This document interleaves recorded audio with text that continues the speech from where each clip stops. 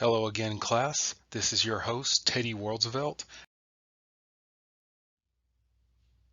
There have been countless people throughout American history who have made an impact on the story of America.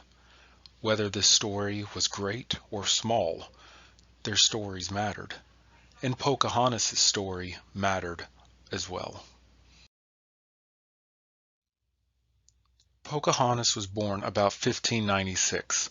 We're not quite sure when she was born, but historians agree it was around 1596, and actually named Amanut, though she also had a more private name, Matoaka. She was called Pocahontas, which was actually her nickname, which meant playful one. Pocahontas was a member of the Powhatan chieftain. In fact, she was the daughter of a Powhatan chief. At its height, the Powhatan chieftain had a population of about 25,000 people and included more than 30 Algonquin-speaking tribes, each with its own werowance, or a chief. The Powhatan Indians called their homeland Sinakomoko.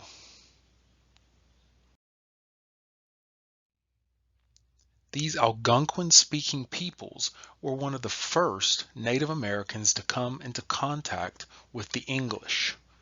The colony of Jamestown was growing, and there was a growing interaction, and in some cases tension or potential hostility between the English and the local Native American tribes. Jamestown is important because it was the first permanent English settlement in the New World. John Smith was the leader of the Jamestown colony. In fact, he was the best man for the job because John Smith had been all over Europe and seen much of the Old World. And now, in the New World, or the Americas, is where he would be remembered forever.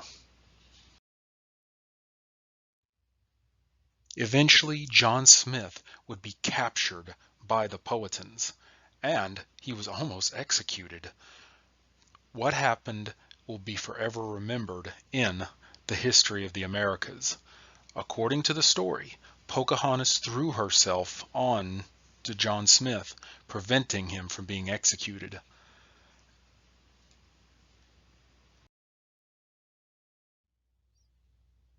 After John Smith was captured and saved by Pocahontas, this was not the end of hostilities between the two groups. From time to time, the English and the natives would trade and sometimes be friendly. Sometimes they would be hostile and angry toward one another. So Pocahontas acted as a very skilled diplomat and helped reduce the anger between the two groups. In 1614, Pocahontas married tobacco farmer John Rolfe.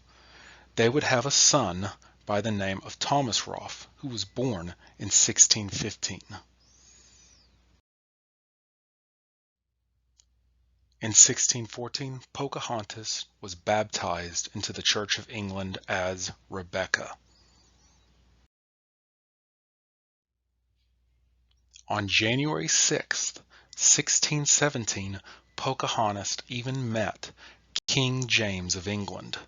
Since Pocahontas was royalty, it was only customary for one member of a royal family to go visit the royal family of another country. Here, Pocahontas showed King James many exotic goods and plants from the New World. Unfortunately, Pocahontas never came back to her homeland. She died in England in 1617 at the age of 21. She was buried in St. George's Church in Gravesend, England. Her life was short, but her legacy is still felt to this day. In 1907, Pocahontas would become the first Native American to be placed on an American postage stamp.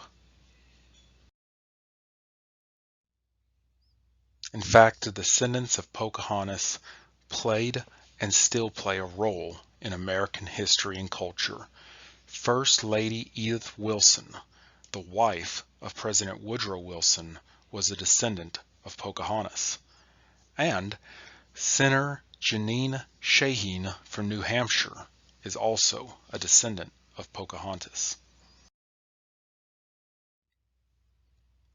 Thanks for attending class. Looking forward to seeing you next time. I have been your host, Teddy Roosevelt, and this has been Weekly Rough Rider Americana.